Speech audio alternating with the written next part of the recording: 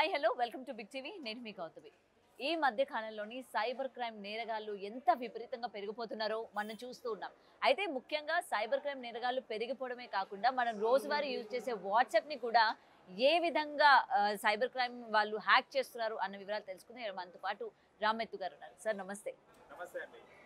Sir, cyber crime నేరగాళ్ళు ముఖ్యంగా ఈ hack చేసేవి ఏవైతే ఉంటాయో మనం ఈ లింక్స్ క్లిక్ చేయకూడదు, లేకపోతే అన్నోన్ కాల్స్ మనం క్లిక్ చేయకూడదు, ఇలాంటివి విన్నాం. ఇప్పుడు రీసెంట్గా కొన్ని డేస్ నుంచి, ఎందుకంటే నా ఫ్రెండ్స్ కావచ్చు వాళ్ళ సర్కిల్లో జరిగింది. సో వాట్సాప్ ద్వారా వాట్సాప్ అనుకోకుండా మన ప్రమేయం లేకుండా దానికదే టచ్ అయిపోవడం, దానికదే మెసేజెస్ సెండ్ చేయడం, డబ్బులు కావాలని అడగడం. సో దీన్ని మనం ఎలా చూడొచ్చు అంటారు? అండ్ ఇప్పుడు వాట్సాప్లో కూడా ఈ విధమైన హ్యాకింగ్ అనేది స్టార్ట్ అయిన తర్వాత చాలా డేటా మనం స్టోర్ చేసుకుంటూ ఉంటాం. చాట్ కావచ్చు, లేకపోతే ఫొటోస్ కావచ్చు. సో ఇవన్నీ కూడా హ్యాక్ చేసే అవకాశాలు ఉంటాయా? డెఫినెట్గా అండి.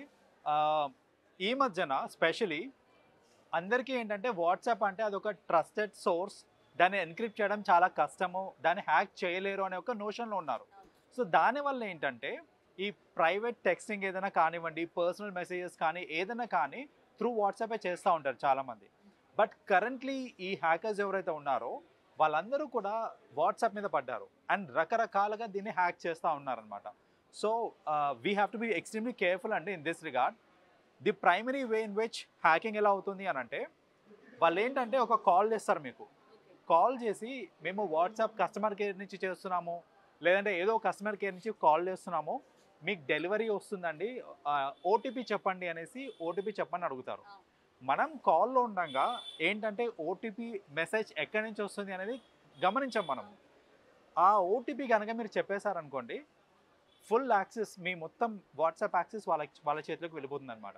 సో అలా ఏంటంటే ఎవరన్నా ఫోన్ చేసి ఓటీపీ అడిగారు అని అంటే ఒక్కసారి ఆగి ఆలోచించండి. మీరు నిజంగా ఏదైనా ఆర్డర్ పెట్టారా లేదా, లేకపోతే నిజంగా కస్టమర్ కేర్ నుంచి అయితే కాల్స్ రావండి వాట్సాప్ నుంచి. అసలు వాట్సాప్కి కస్టమర్ కేర్ ఉందా? ఉంటుంది, సపోర్ట్ సిస్టమ్ ఉంటుంది. కాకపోతే ఏంటంటే అది అంత అవసరం పడదు అండ్ వాళ్ళు కస్టమర్స్కి కాల్ చేయాల్సిన అంత అవసరం అసలుకే పడదు. సో జనరల్లీ ఏంటంటే కస్టమర్ సపోర్ట్ ఉంటుంది, ఫర్ విచ్ జనాలకు ఏదైనా ఇష్యూ ఉన్నప్పుడు వాళ్ళు కాల్ చేస్తూ ఉంటారనమాట.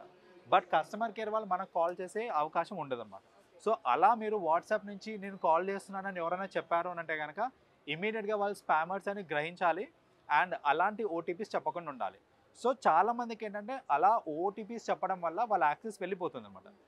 రెండవది ఏంటంటే ఓటీపీస్ కాకుండా ఇంకొక వే ఆఫ్ డూయింగ్ ఇట్ ఏంటంటే కాల్ మర్జింగ్ చేస్తారండి వాళ్ళు. సో కాల్ మర్జింగ్ ఏంటంటే, సపోజ్ మనకి 2 ఆప్షన్స్ ఉంటాయి, ఓటీపీ రావాలా కాల్ రావాలా అనేసి 2 ఆప్షన్స్ ఉంటాయి. వాళ్ళు ఏం చేస్తారంటే కాల్ మర్జింగ్ ఆప్షన్ పెట్టేసి కాల్లో ఓరల్గా ఓటీపీ చెప్పేటట్టు, సిస్టమే ఓటీపీ చెప్పేటట్టు వాళ్ళు చెప్తారనమాట. సో వాళ్ళు ఇమీడియట్గా మీకు కాల్ చేస్తారు, కాల్ చేసి కాల్ ఇంకోటి వస్తుంది దాన్ని మర్జ్ చేయండి అని చెప్తారు. మర్జ్ చేయగానే ఏంటంటే ఇప్పుడు 3 కాల్స్, మీ కాల్, ఓటీపీ చెప్పే కాల్, వాళ్ళ కాల్, 3 కూడా లైన్లో ఉంటాయి. ఇప్పుడు ఓటీపీ ఇలా ఓరల్లీ రాగానే ఇమ్మీడియట్లీ మీ యాక్సెస్ వాళ్ళు తీసేసుకుంటారనమాట. సో ఇది కూడా తెలియకుండా ఏంటంటే జస్ట్ ఒక కాల్ మర్జ్ చేయడం వల్ల నా యాక్సెస్ ఆఫ్ వాట్సాప్ మొత్తం వెళ్ళిపోతుంది అని గ్రహించక చాలామంది ఏంటంటే ఇలా కాల్ చేస్తున్నారు, మీ ఫ్రెండే కాల్ చేస్తున్నారు, they trying to call you, call answer చేయండి అని చెప్పగానే ఆన్సర్ ఇచ్చి మీరు చేసేస్తారన్నమాట, మర్జ్ చేసేస్తారు. అలా కూడా చేయకండి. ఎవరన్నా అన్నోన్ పర్సన్ కాల్ మర్జ్ చేయమని అడుగుతున్నారు, లేకపోతే అలాంటిది ఏదైనా అడుగుతున్నారు అని అంటే ఇమ్మీడియట్లీ కాల్ కట్ చేసేసేయండి. అసలు ఆ కాల్ని ప్రొలాంగ్ చేయొద్దు. ఇది మనకి నార్మల్గా వాట్సాప్ నుంచి కాల్ వస్తుందా, లేకపోతే నార్మల్ మనకి కాల్స్ ఏ విధంగా అయితే వస్తుందో అలానే? నార్మల్ కాల్ వస్తుందండి, వాట్సాప్ కాల్ నార్మల్ కాల్ వస్తుంది. వాట్సాప్ ఇది మన ఓటీపీస్ కోసం ఏంటంటే నార్మల్ కాల్ వస్తుంది, త్రూ క్యారియర్ వస్తుంది అనమాట. So we should be careful not to merge it. So that is another thing. కొన్నిసార్లు వాళ్ళు ఏం చేస్తారంటే కొన్ని మాల్వేర్స్ అండ్ సాఫ్ట్వేర్స్ ఉంటాయి, అవన్నీ వాళ్ళు ఒక లింక్ రూపంలో పెట్టేసి వాళ్ళు ఏంటంటే లింక్ మీకు మెసేజ్ త్రూ పంపిస్తారనమాట. లైక్ మీకు సో అండ్ సో డిస్కౌంట్ ఉంది, రేబ్యాన్ గ్లాసెస్ మీద 40% ఆఫ్ ఉంది, క్లిక్ ద లింక్, మీకు 40% ఆఫ్లో దొరికేస్తుంది అనేసి.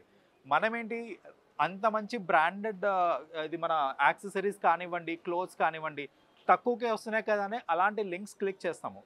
క్లిక్ చేసిన వెంబటే ఏంటంటే అలాంటి మాల్వేర్ ఏదైతే ఉంటుందో ఇమ్మీడియట్లీ మన ఫోన్లోకి వచ్చేసి దెన్ మన ఫోన్లో ఉన్న యాక్సెస్ మొత్తం మనకి వెళ్ళిపోతుంది అనమాట.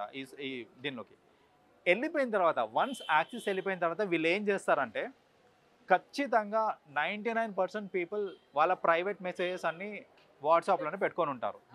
అది ఫోటో షేరింగ్ కానివ్వండి, లేకపోతే మెసేజెస్ కానివ్వండి, ఏదైనా కానివ్వండి. ఇప్పుడు వీళ్ళు ఏం చేస్తారంటే యాక్సెస్ తీసుకున్న తర్వాత అలాంటి మెసేజెస్ అన్నిటివి స్క్రీన్ షాట్ తీసేసుకొని వాళ్ళు కాల్ చేసి థ్రెటన్ చేయడం స్టార్ట్ చేస్తారు. ఏందనంటే ఇది నేను మీ ఫ్యామిలీ మెంబర్స్కి చూపిస్తాను, ఈ ఫ్యామిలీ మెంబర్స్కి చూపిస్తా, లేదంటే కొన్నిసార్లు ఏంటంటే ఫొటోస్ అవి మార్ఫింగ్ చేసి నేను పబ్లిక్ ప్లాట్ఫామ్లో పెట్టేస్తాను, నీ ఇజ్జత్ మొత్తం పోతుంది, పోకుండా ఉండాలంటే ఇమీడియట్గా నాకు ఇంత అమౌంట్ పంపియు అనేసి అలా బ్లాక్మెయిలింగ్ స్టార్ట్ చేస్తారు. అదొక రకంగా డబ్బులు లాక్కునే విధం అనమాట అది. ఇంకో రకంగా ఇది చాలా తెలివిగా ఇంకోటి ఏం చేస్తారంటే వాట్సాప్ యాక్సెస్ తీసేసుకొని వాళ్ళ కాంటాక్ట్ లిస్ట్లో ఉన్న వాళ్ళందరికీ కూడా హే ఎలా ఉన్నావు, నాకు అర్జెంటుగా ఒక 10,000 కావాలి, 5,000 కావాలి, వాళ్ళ స్తోమతకి తగ్గట్టే 1,00,000 2,00,000 అడగరు వాళ్ళు ఏంటంటే నాకు అర్జెంటుగా ఒక 5,000 కావాలి లేదా 10,000 కావాలి, నాది అకౌంట్ పనిచేయట్లేదు, కేవైసీకి బ్లాక్ అయిపోయింది అని అలా ఏదో చెప్తారు వాళ్ళు.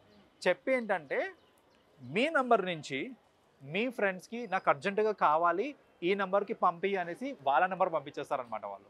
సో మన ఫ్రెండ్స్ అందరు ఏంటంటే అయ్యో అవసరమేమో అనేసి ఇమ్మీడియట్గా పంపించేస్తారు. అదంతా వేసింది ఎవరికి అని అంటే ఆ హ్యాకర్ నెంబర్కి అదంతా. So this is a clever way of hacker number కూడా మనం చూసుకుంటే, ఎందుకంటే ఆల్రెడీ నేను మీకు చూపించడం జరిగింది ఏ విధంగా మనం ఏంటంటే ఇది ఒక హ్యాకర్ నెంబర్ అన్నట్టు కూడా మనకి గుర్తుపట్టలేమన్నమాట. ఓకే ఇది హ్యాకర్ నుంచి వచ్చిందా లేకపోతే ఇది హ్యాకర్ నెంబరా మనం నమ్మలేం కదా అన్నట్టు కూడా ఏం లేదు. ఎందుకంటే ఈ పంపించిన నెంబర్ కూడా మనం చూసుకుంటే అసలు హ్యాకర్ నెంబర్ అయినా ఇది అన్నట్టు మనకు అనిపిస్తూ ఉంటుంది.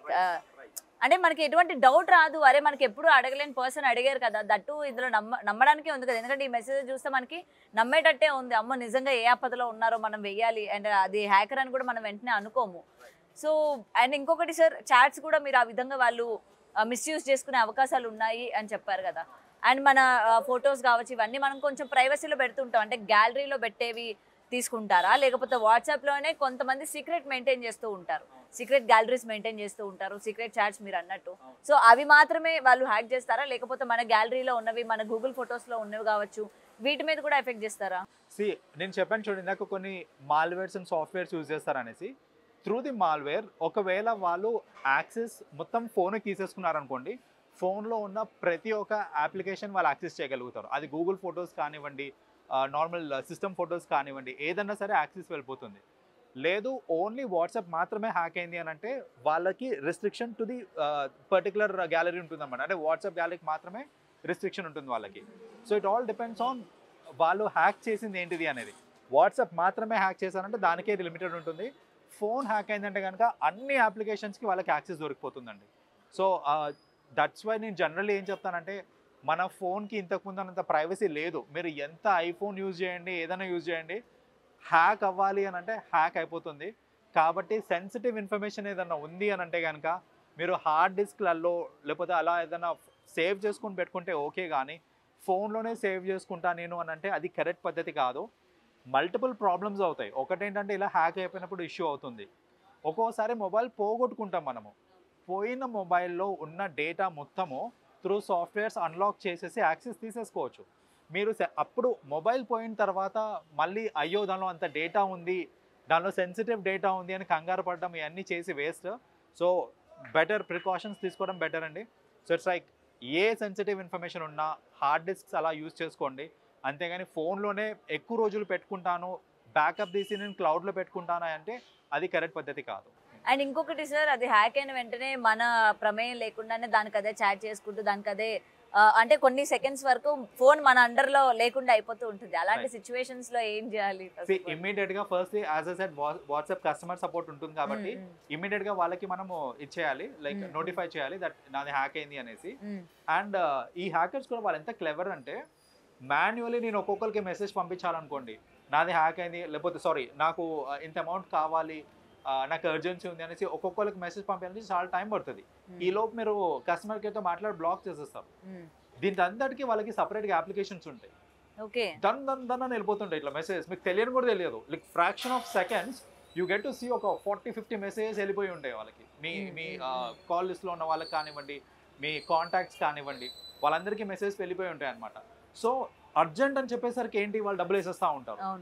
బై ది టైం మీరు కస్టమర్ కేర్కి చెప్పి అకౌంట్ని మళ్ళీ రిట్రీవ్ చేసుకునే లోపు జరగాల్సిన నష్టం జరిగిపోతుంది. సో అందుకనే ఏంటంటే ప్రజలు కూడా అర్థం చేసుకోవాలి, ఇలాంటి రిక్వెస్ట్లు ఏదైనా మెసేజ్ నుంచి వచ్చినాయి అనుకోండి, ఇమ్మీడియట్గా డబ్బులు వేసేయకండి మీరు. ఫస్ట్ ఆ పర్టికులర్ కాంటాక్ట్కి కాల్ చేయండి. కాల్ చేసి మెసేజ్ వచ్చింది నాకు నీ నెంబర్ నుంచి, నువ్వేనా మెసేజ్ చేసింది, నీకు నిజంగా అవసరం ఉందా అని కనుక్కోండి ఫస్ట్. కనుక్కున్న తర్వాత మీరు వేసారనుకోండి, మీరు సేఫ్ ఉంటారు, వాళ్ళు సేఫ్ ఉంటారు. ఇప్పుడు అనవసరంగా మీ వల్ల వాళ్ళ డబ్బులు పోవడం అలా it's loss to everyone, right? So అందుకనే ఒక్కటి మాత్రం గుర్తుపెట్టుకోండి, a form of text message, అది త్రూ ఈమెయిల్ కావచ్చు, త్రూ టెక్స్ట్ మెసేజ్ కావచ్చు, త్రూ వాట్సాప్ కావచ్చు, మీ ఫ్రెండ్స్ నుంచి మీకు రిక్వెస్ట్ వచ్చింది అనుకోండి that I need some money అనేసి, ఇమ్మీడియట్గా డబ్బులు వేసేయకండి. ఫస్ట్ ఫోన్ చేయండి. ఇట్ విల్ టేక్ హార్డ్లీ ఒక 30 seconds 1 minute టైం పడుతుంది అంతే. కాల్ చేసి కనుక్కొని అసలు చేసింది ఎవరు, మెసేజ్ చేసింది వాళ్ళైనా కదా కనుక్కొని, ఎస్ జెన్యున్గా మీ ఫ్రెండే అంటే హెల్ప్ చేయాలంటే చేయండి, కాదు అని అంటే you can raise a concern immediately. ఒక్కోసారి వాళ్ళు తెలియని కూడా తెలియదు, వాళ్ళ మొబైల్ హ్యాక్ అయిపోయిందని తెలియని కూడా తెలియదు. అలాంటప్పుడు ఎందుకంటే బిజీ వర్క్స్ లో ఉంటాము, మన హ్యాక్ అయిందని తెలీదు. కొన్నిసార్లు ఎవరైనా కాల్ చేస్తున్నా సరే మనం లిఫ్ట్ చేసే అవకాశం కూడా ఉండదు. సరే నిజంగానే ఆమె టెన్షన్ లో ఉందేమో, ఫోన్ లిఫ్ట్ చేయట్లేదేమో, మనం వేసేద్దాంలేమని అన్నట్టు వీళ్ళు వేసేస్తూ ఉంటారు కొత్త నెంబర్ పెట్టేసరికి. రైట్. సో అది అవ్వకుండా చూసుకుంటే సరిపోతుంది. ఈ ఒక కాల్ చేస్తే ఇట్స్ ప్రికాషనరీ యాక్షన్ అన్నమాట. సో మోస్ట్లీ ఇలాంటి మోసాలన్నీ అవ్వకుండా చూసుకోవచ్చు మనం. అదే. సో ఇప్పటి వరకు వాట్సాపే సేఫ్ అనుకున్నాం, కానీ ఇంకా దాన్ని కూడా హ్యాక్ చేస్తూ ఉంటే ఇంకా మనకి సేఫెస్ట్ ఏముంది, మన ఫోన్ సేఫ్ కాదని మీరు ఆల్రెడీ చెప్పేశారు. ఇంకా మనం ఎక్కడ సేఫ్గా మాట్లాడుకుంటారు, ఎక్కడ సేఫ్గా అన్నీ కూడా స్టోర్ చేసుకుంటూ ఉంటారు. అండ్ ఆఖరికి ఇది కూడా హ్యాక్ అయింది. సో మీరు అన్నట్టు ప్రజలకి అవగాహన రావాలి ఇప్పటికైనా, వాట్సాప్ అసలు ఏం జరుగుతుంది ఏంటి, మనం ఏం స్టోర్ చేసుకున్నాం, ఎలాంటి మెసేజెస్ వస్తున్నాయి, ఎంత కంగారులో ఉన్నా కూడా మనం దాని మీద ఏకాగ్రత పెట్టాలి. ఎలాంటి మెసేజ్ వచ్చింది, మనం వెయ్యొచ్చా వెయ్యకూడదా అన్నది. ఎనీవే ఎవ్రీ టైం మీరు మంచి ఇన్ఫర్మేషన్ మాకు అందిస్తూ ఉంటారు. సో అవేర్నెస్ కూడా కల్పిస్తూ ఉంటారు. Thank you so much sir. Welcome అండి. Thank you. For more videos like this, subscribe Big TV channel.